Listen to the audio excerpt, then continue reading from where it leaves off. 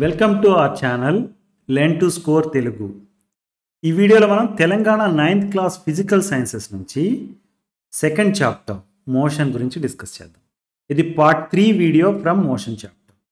ఈ వీడియోలో equations of uniform accelerated motion అనే టాపిక్ డీటెయిల్డ్గా డిస్కస్ చేద్దాం. అండ్ దాన్ని బేస్ చేసుకుని ఎలా ప్రాబ్లమ్ సాల్వ్ చేయాలో కూడా చూద్దాం. ఓకే, వీడియో చివరి వరకు చూడండి so that you will understand the concept well.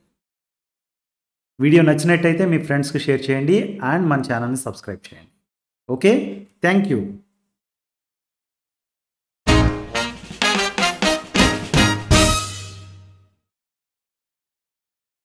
ముందుగా యూనిఫామ్ యాక్సిలరేటెడ్ మోషన్ అంటే ఏంటో చూద్దాం.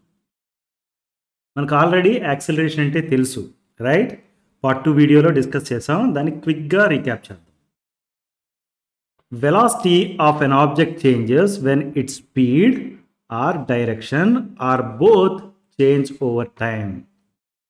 Velocity of object ఎప్పుడు మారుతుంది అంటే దాని స్పీడ్ మారినా లేకపోతే దాని డైరెక్షన్ ఆఫ్ మోషన్ మారినా, ఆర్ బోత్ అంటే speed and direction of motion రెండు మారినా ఏం మారుతుంది?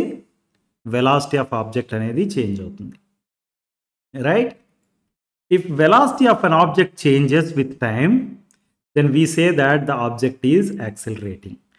Velocity మారుతుంది అనుకోండి టైంతో, ఓకే, అప్పుడు మనం ఏమంటాం? ఆబ్జెక్ట్ అనేది యాక్సిలరేట్ అవుతుందని చెప్తాం, రైట్? అంటే దీన్ని బట్టి మనం ఏమని చెప్పొచ్చు? Acceleration of an object can occur due to speeding up of the object or slowing down of the object or change in direction of motion of the object. Acceleration, ఒక ఆబ్జెక్ట్కి యాక్సిలరేషన్ ఎప్పుడు వస్తుంది? స్పీడ్ పెరిగినా, speed తగ్గినా, లేకపోతే దాని direction of motion change అయినా acceleration అనేది అక్కర్ అవుతుంది, right? Acceleration is defined as change in velocity per unit time or change in velocity divided by time taken అని రాస్తాం, రైట్? యాక్సిలరేషన్ ఫార్ములా గుర్తుపెట్టుకోండి, change in velocity divided by time taken, right? ఈ formula use చేసి ఈ problem ఒకటి solve చేద్దాం. A car is traveling with a velocity of 30 km/h. If driver steadily increases velocity by pushing the accelerator to change its velocity from 30 km/h to 35 km/h in 1 minute time. Okay, మనం ఇప్పుడు acceleration ఏంటో తెలుసుకుందాం. Car is traveling with velocity of 30 km/h. 30 km/h స్పీడ్తో ఒక straight రోడ్లో వెళ్తుంది car. అయితే అప్పుడు డ్రైవర్ ఏమనుకుంటున్నాడు? He wants to change the velocity by pushing the accelerator. యాక్సిలరేటర్ని పుష్ చేయడం ద్వారా వెలాసిటీని చేంజ్ చేద్దాం అనుకుంటున్నాడు. ఎలా చేంజ్ చేస్తున్నాడు? 30 km/h స్పీడ్తో వెళ్తున్న దాన్ని 35 km/h స్పీడ్తో వెళ్ళేటట్టుగా మారుస్తున్నాడు విత్ ఇన్ 1 minute టైం. అంటే ఇనిషియల్గా ఎంత వెలాసిటీతో ఉంది? 1 minute కంప్లీట్ అయ్యేసరికి 35 km/h స్పీడ్కి వచ్చింది. సేమ్ డైరెక్షన్లోనే వెళ్తుంది కాబట్టి speed velocity same, direction change అవ్వలేదు కాబట్టి, ఓకే, స్ట్రైట్ లైన్లో వెళ్తుంది, రైట్? దీని ప్రకారం acceleration equal to change in velocity divided by time taken అన్నాం కదా. చేంజ్ ఇన్ వెలాసిటీ అంటే ఏంటి? 35 km/h స్పీడ్కి వచ్చింది. ఎక్కడి నుంచి? 30 km/h స్పీడ్ నుంచి. ఈ రెండింటి మధ్య డిఫరెన్సే change in velocity, right? Acceleration equal to change in velocity divided by time taken. Time taken ఎంత? 1 minute. సో యాక్సిలరేషన్ ఏమని రాస్తాం? 35 - 30 km/h డివైడెడ్ బై 1 minute. దీన్ని ఏమని రాయొచ్చు? 5 km/h డివైడెడ్ బై 1 minute అని రాయొచ్చు. ఇక్కడ టైం మినిట్స్లో ఉంది, ఇక్కడ అవర్ యూనిట్ ఉంది, రైట్? సో ఇప్పుడు ఏం చేద్దాం? ఈ మినిట్స్ని ఆర్లోకి మార్చాలి. Okay, 1 hour equal to 60 minutes, right? అంతేనా? Then 1 minute equal to 1/60th hour, right? అంటే ఇక్కడ 1 minute ఉన్న దగ్గర 1/60 రాసేద్దాం. 5 km/h డివైడెడ్ బై 1/60 hour. దీని ఏమని రాయొచ్చు ఇప్పుడు? 5 × 60 km/h² అని రాయొచ్చు. అంటే 300 km/h² అనేది యాక్సిలరేషన్. అర్థమైందా? ఇప్పుడు మనం యాక్సిలరేషన్ గురించి అర్థమైంది కాబట్టి యూనిఫామ్ యాక్సిలరేటెడ్ మోషన్ అంటే ఏంటో చూద్దాం. A car is traveling along a straight road. ఇంత ముందు ప్రాబ్లం లాగానే. It is moving at a speed of 30 km/h. 30 km/h స్పీడ్తో వెళ్తుంది. And then driver starts to steadily increase velocity. Okay? Of car by pushing the accelerator. యాక్సిలరేటర్ని ఒక రకంగా push చేయడం ద్వారా స్టడీగా వెలాసిటీ మారేటట్టుగా చేస్తున్నాడు. 30 km/h స్పీడ్తో వెళ్తుంది, స్ట్రైట్ రోడ్లో వెళ్తుంది అన్నాం అంటే ఈ స్పీడే వెలాసిటీ అవుతుంది, right? Then is pushing the accelerator in such a manner that the velocity steadily increases. అది ఎలా ఇంక్రీజ్ అవుతుందంటే యాక్సిలరేటర్ పుష్ చేయడం స్టార్ట్ చేయకముందు 30 km/h ఉంది. 1 minute టైం పుష్ చేసేటప్పటికి 30 నుంచి 35కి వచ్చింది. నెక్స్ట్ 1 minute పుష్ చేసేసరికి 35 నుంచి 40కి వచ్చింది. నెక్స్ట్ 1 minute పుష్ చేసేటప్పటికి 40 నుంచి 45కి వచ్చింది, రైట్? అలా మారుతూ వెళ్తుంది. యాక్సిలరేషన్ డెఫినేషన్ తెలుసు మనకేంటి? Change in velocity divided by time taken. First case తీసుకుందాం మనం. 0 నుంచి 1కి మారుతున్నప్పుడు సిచ్యువేషన్ ఎలా ఉందో చూద్దాం. టైం 0 నుంచి 1కి మారింది, రైట్? వెలాసిటీ ఏమైంది? 30 నుంచి 35కి మారింది, అంతేనా? సో టైము 0 నుంచి 1కి మారితే చేంజ్ ఇన్ వెలాసిటీ ఎంత? 35 - 30. Final velocity minus initial velocity, that is 35 - 30 = 5 km/h. Time taken ఎంత? Final time 1 minute, initial time 0 అనుకుంటే time taken is 1 minute. So change in velocity is 5 km/h divided by time taken 1 minute. ఈ 1 minuteని 1/60th అని రాస్తామని ఫైనల్గా ఇది 300 km/h² acceleration అని మనకి ఇంతకుముందు చూసాం, రైట్? నౌ టైం అనేది 1 minute నుంచి 2 minutesకి మారింది, వెలాసిటీ అనేది 35 నుంచి 40కి మారింది, రైట్? ఈ పర్టికులర్ కేసులో change in velocity is 40 - 35, that is equal to 5 km/h, right? Time taken ఫైనల్గా 2 minutes అయింది, ఇనిషియల్గా 1 minute దగ్గర స్టార్ట్ అయ్యాం. So time taken is 1 minute. అంటే యాక్సిలరేషన్ ఏమైంది? Again same, right? So third case తీసుకున్నాం అనుకుందాం. Final time 3 minutes, initial time 2 minutes, అంటే time taken 1 minute, right? Acceleration velocity change ఎంత? 45 - 40, that is equal to 5 km/h. అంటే acceleration అనేది same మూడోసారి కూడా, రైట్? మీరు చూస్తే ఇక్కడ ఏమైంది? Velocity of the car is changing 5 km/h in 1 minute and acceleration is constant, right? Velocity of car ఏమైంది? 5 km/h in 1 minuteగా చేంజ్ అవుతుంది, రైట్? అండ్ యాక్సిలరేషన్ అనేది కాన్స్టెంట్గా ఉంది, రైట్? ఇలా వెలాసిటీ ఆఫ్ కార్ ఒక కాన్స్టెంట్ వాల్యూతో చేంజ్ అవుతుంది in a given time, and acceleration constant ఉంటే ఇలాంటి మోషన్ ఏమంటాం మనం? యూనిఫామ్ యాక్సిలరేటెడ్ మోషన్ అంటాం. కాన్స్టెంట్ యాక్సిలరేషన్ ఉంది కాబట్టి యూనిఫామ్ యాక్సిలరేటెడ్ మోషన్ అంటాం. If acceleration of an object is constant then the motion is called uniform accelerated motion. అర్థమైందా? ఎప్పుడైనా గుర్తుపెట్టుకోండి, యాక్సిలరేషన్ కాన్స్టెంట్గా ఉంటే యాక్సిలరేషన్ మారకూడదు, it has to be a constant number. అలాంటప్పుడు మోషన్ ఆఫ్ ఆబ్జెక్ట్ ఏదైతే ఉందో ఆ మోషన్ ఏమంటాం?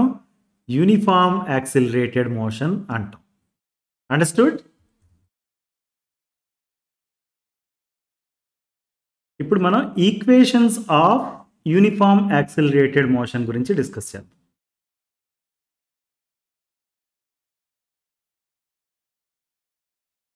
మనం ఇప్పుడే చెప్పాం, if acceleration of an object in motion is constant then the motion is called uniform accelerated motion.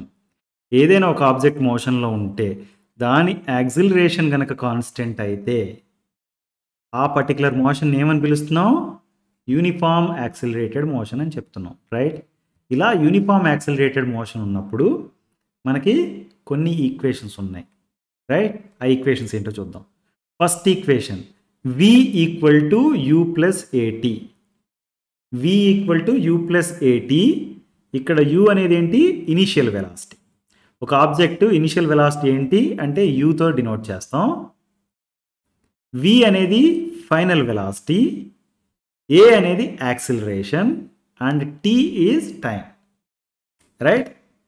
మనం ఈ ఈక్వేషన్ యూజ్ చేసి ఇనిషియల్ వెలాసిటీ, యాక్సిలరేషన్, టైం ఇస్తే ఫైనల్ వెలాసిటీ ఏంటనే చెప్పొచ్చు, రైట్? అలా కాకుండా ఫైనల్ వెలాసిటీ తెలిసి, యాక్సిలరేషన్ తెలిసి, టైం తెలిస్తే ఇనిషియల్ వెలాసిటీ కనుక్కోవచ్చు, రైట్? ఒక వేరియబుల్ తెలియకపోతే దాన్ని కనుక్కోవచ్చు. ఓకే, దెన్ సెకండ్ ఈక్వేషన్ చూడండి. Displacement s equal to u plus half ఏటీ స్క్వేర్. ఓకే, ఇక్కడ u అంటే ఇనిషియల్ వెలాసిటీ, a అంటే యాక్సిలరేషన్, t అంటే టైం, ఇక్కడ టైం స్క్వేర్ ఇది, అండ్ s అంటే ఏంటి? డిస్ప్లేస్మెంట్. అండ్ థర్డ్ ఈక్వేషన్ చూస్తే కనుక v square equal to u square plus 2as. Final velocity, square of final velocity equal to square of initial velocity plus 2 times acceleration times displacement. ఈ మూడు equations మీకు బాగా గుర్తుండాలి. వీటిని బేస్ చేసుకుని problem solve చేయాల్సి ఉంటుంది. ఓకే, అయితే ఈ ఈక్వేషన్స్ యూజ్ చేసి ప్రాబ్లమ్ సాల్వ్ చేసే ముందు మనం సైన్ కన్వెన్షన్ గురించి నేర్చుకోవాలి. ఓకే, సైన్ కన్వెన్షన్ రూల్స్ ఏంటి అంటే మనకి ఆల్రెడీ సైన్ కన్వెన్షన్ గురించి ఇంతకుముందు క్లాసెస్లో నేర్చుకున్నాం. ఇలా కోఆర్డినేట్ సిస్టమ్, XY కోఆర్డినేట్ సిస్టమ్గా తీసుకుంటాం, రైట్? X యాక్సిస్ ఉంటుంది, దానికి పెర్పెండిక్యులర్గా Y యాక్సిస్ ఉంటుంది, రైట్? పాజిటివ్ రైట్ డైరెక్షన్లో పాజిటివ్ X యాక్సిస్, ఏదైనా క్వాంటిటీని మనం పాజిటివ్ క్వాంటిటీ అంటాం. లెఫ్ట్ డైరెక్షన్లో నెగిటివ్ అవుతుంది, దానికి అపోజిట్ డైరెక్షన్, పాజిటివ్కి అపోజిట్ డైరెక్షన్ నెగిటివ్. అప్లో పాజిటివ్గా తీసుకుంటాం, డౌన్ అయితే కనుక నెగిటివ్గా తీసుకుంటాం. ఇది స్టాండర్డ్గా మనం వాడే కన్వెన్షన్, రైట్? అయితే ఇదే కన్వెన్షన్ ఇక్కడ కూడా అప్లికబుల్. ఇవి 4th చాప్టర్లో వాటిలో ఇంతకుముందు చూసాం మనం. ఓకే, అయితే డిస్ప్లేస్మెంట్కి వచ్చేసరికి ఈ సైన్ కన్వెన్షన్ ఎలా ఉంటుందో ఇప్పుడు చూద్దాం. Sign of displacement depends upon the position of the object with respect to origin. మనకి డిస్ప్లేస్మెంట్ ఉంది, వెలాసిటీ ఉంది, యాక్సిలరేషన్ ఉంది, right? First sign convention for displacement చూద్దాం.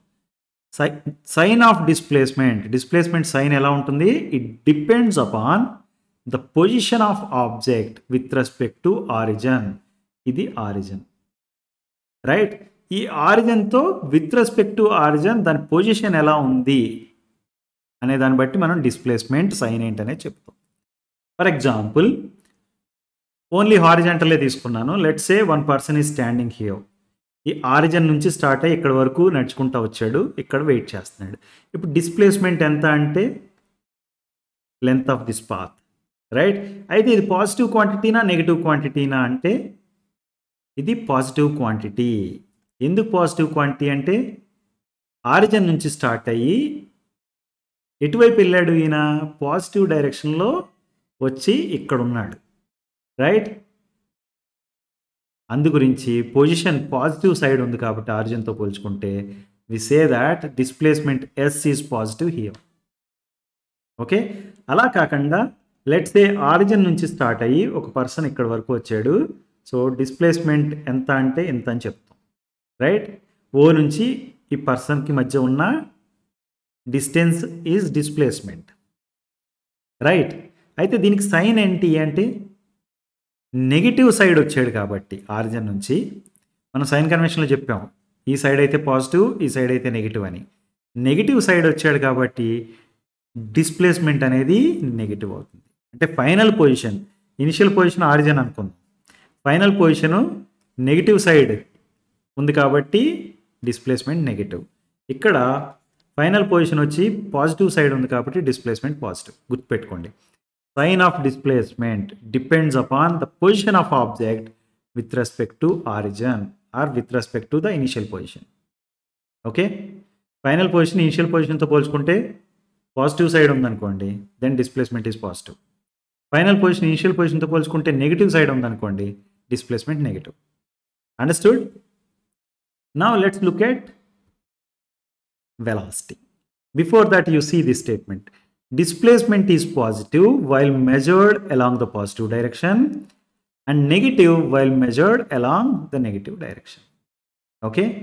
Positive direction లో మెజర్ చేస్తే డిస్ప్లేస్మెంట్ అది పాజిటివ్ అవుతుంది, నెగిటివ్ డైరెక్షన్లో మెజర్ చేస్తే నెగిటివ్ అవుతుంది. రైట్?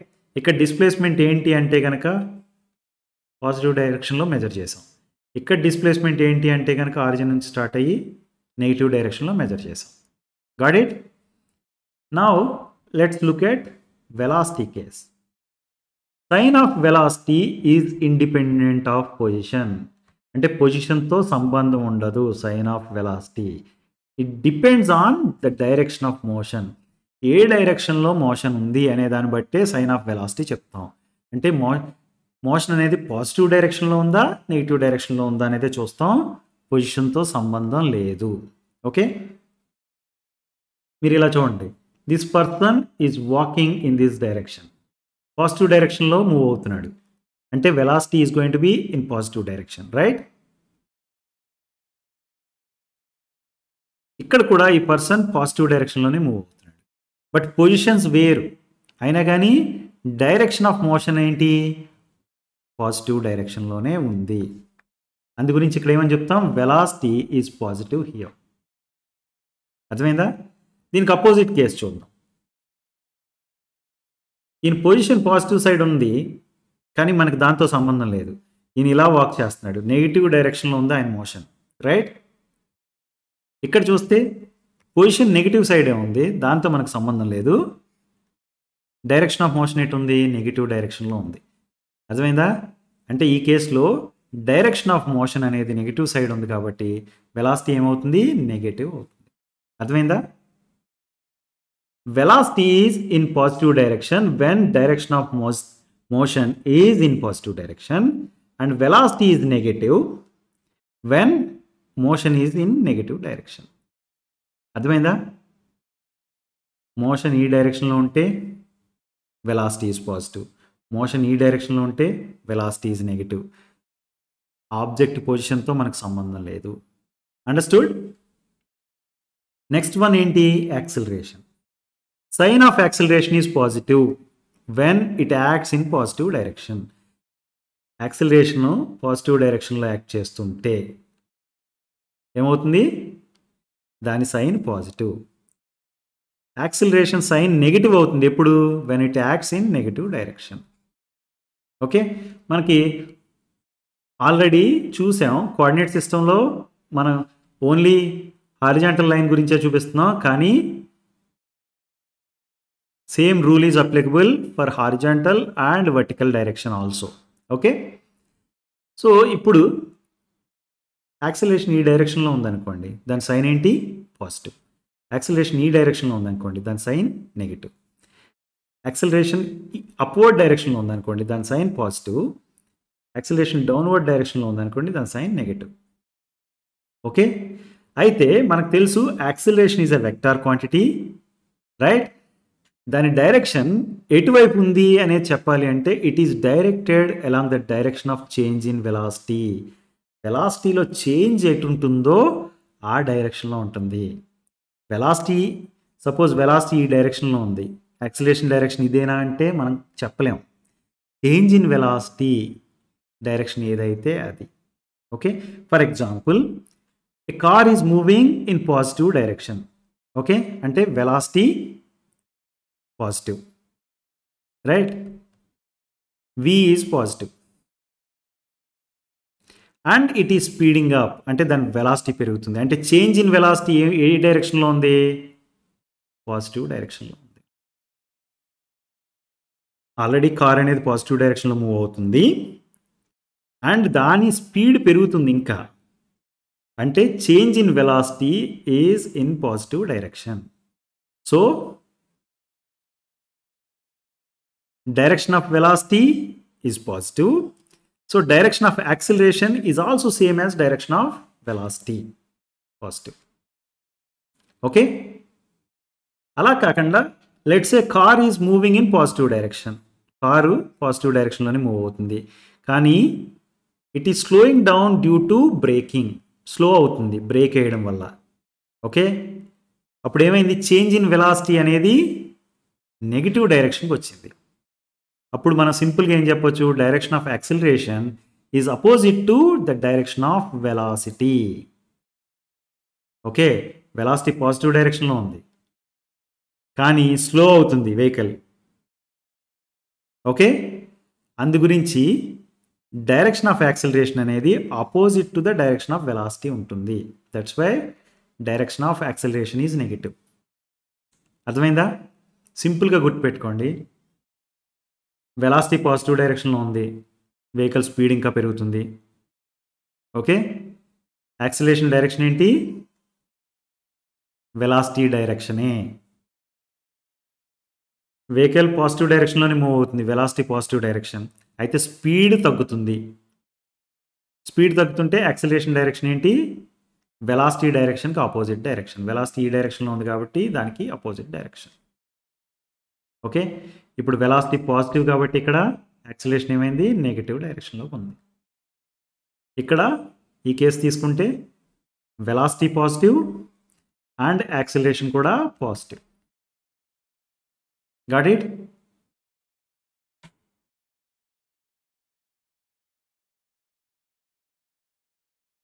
ఇప్పుడు మనం ఒక ప్రాబ్లం సాల్వ్ చేద్దాం. A car starts from rest and accelerates uniformly at a rate of 2 meters per second square. Find its velocity after 5 seconds and the distance it travels in that time అని అడిగారు. Car అనేది rest నుంచి start అవుతుందంట and యూనిఫామ్గా accelerate అవుతుంది. Acceleration ఎంత అని చెప్పారు? 2 meters per second square అని చెప్పారు. Right? Find its velocity after 5 seconds అంటే టైం కూడా ఇచ్చారు. And the distance it travels in that time. ఇవి కనుక్కోమంటున్నారు. మనకి ఏమి ఇచ్చారు? Acceleration A equal to 2 meters per second square అని ఇచ్చారు. టైం ఈక్వల్ టు 5 seconds అని ఇచ్చారు. Time t equal to 5 seconds. అయితే రెస్ట్ నుంచి స్టార్ట్ అవుతుంది అన్నారు. రైట్? స్టార్టింగ్ ఫ్రమ్ రెస్ట్ అంటే ఇనిషియల్ వెలాసిటీ ఏమవుతుంది? 0 meters per second అవుతుంది. రైట్? ఫైనల్గా మనల్ని ఏం కనుక్కోమన్నారు? Find its velocity after 5 seconds అన్నారు. దీని ఫైనల్ వెలాసిటీ అంటాను నేను. సో ఫైనల్ వెలాసిటీ v ఏంటో కనుక్కోవాలి. ఈ 4 క్వాంటిటీస్ని కనెక్ట్ చేస్తూ మనకి ఈక్వేషన్స్ ఉన్నాయి. Right? First equation v equal to u plus at. Right? v అనేది final velocity, that is equal to initial velocity plus acceleration times time. Right? u equal to 0, a equal to 2, t equal to 5. So ఇప్పుడు ఏమైంది? 0 plus 2 into 5 అయింది. 2 into 5 equal to 10 అంటే v equal to ఏమైంది? 10 meters per second అయింది. Final velocity value ఎంత? v equal to 10 meters per second అంటే velocity after 5 seconds is 10 meters per second. Got it? తర్వాత మనం కావాల్సింది distance it travels in that time అంటే 5 seconds టైంలో distance ఎంత ట్రావెల్ చేసింది అనేది కనుక్కోవాలి మనం. రైట్? డిస్టెన్స్ వాల్యూ కావాలి మనకి. డిస్టెన్స్కి ఫార్ములా లేదు కానీ డిస్ప్లేస్మెంట్కి ఫార్ములా ఉంది. Right? Displacement s equal to u plus ½ at square. Car straight లైన్లో వెళ్తుందా లేదా అనేది చెప్పలేదు. రైట్? స్ట్రైట్ లైన్లోనే వెళ్తుంది అనుకుందాం మనం. అప్పుడు ఏమైంది? డిస్టెన్స్ ఈక్వల్ టు డిస్ప్లేస్మెంట్ అయిపోతుంది. Right? Displacement s equal to u plus ½ at square. u value తెలుసు మనకి 0, a value 2 and t value 5. Right? ఇప్పుడు s ఈక్వల్ టు ఏమవుతుంది? 0 plus ½ times 2 times 5 square. Right? ఈ 2 క్యాన్సిల్ అయిపోయింది. 5 స్క్వేర్ ఈక్వల్ టు 25. రైట్? అంటే s equal to 25 meters. Displacement 25 meters, that is equal to distance. ఎందుకంటే straight లైన్లో వెళ్ళట్లేదు అని ఏం చెప్పలేదు. అంటే you can safely assume that it is in straight line, ఎందుకంటే యాక్సిలరేషన్ అనేది యూనిఫామ్ యాక్సిలరేషన్ అంటే velocity constant, rate of change of velocity is constant, right? Velocity కాన్స్టెంట్గా మారుతుంది. ఓకే, అలాంటి సినారియోలో మనకి స్ట్రైట్ లైన్ మోషన్ ఉందనే అనేసుకోవచ్చు. So distance equal to displacement equal to 25 metres. అయితే ఇదే ప్రాబ్లమ్ని మనం థర్డ్ ఫార్ములా యూస్ చేసి కూడా సాల్వ్ చేయొచ్చు. ఓకే, థర్డ్ ఫార్ములా ఏంటి? V square equal to u square plus 2 times a times s, right? V value 10 meters per second, u value 0 meters per second, right? a value 2 meter per second square, s value ఎంత? అదే మనం కనుక్కోవాలి. ఇప్పుడు already మనకు తెలుసు 25 meters అని. Again will calculate. v square అంటే 10 square equal to 0 square, that is equal to 0 plus 2 times acceleration 2 times s. దీని ఏమని రాయొచ్చు? 10 స్క్వేర్ ఈక్వల్ టు 4s అని రాయొచ్చు, అంతేనా? సో s ఏమైంది? 10 square equal to 100 divided by 4 అయింది, right? s equal to 100/4, that is equal to 25 metres. Same answer వచ్చిందా? So distance equal to displacement equal to 25 metres. అర్థమైందా?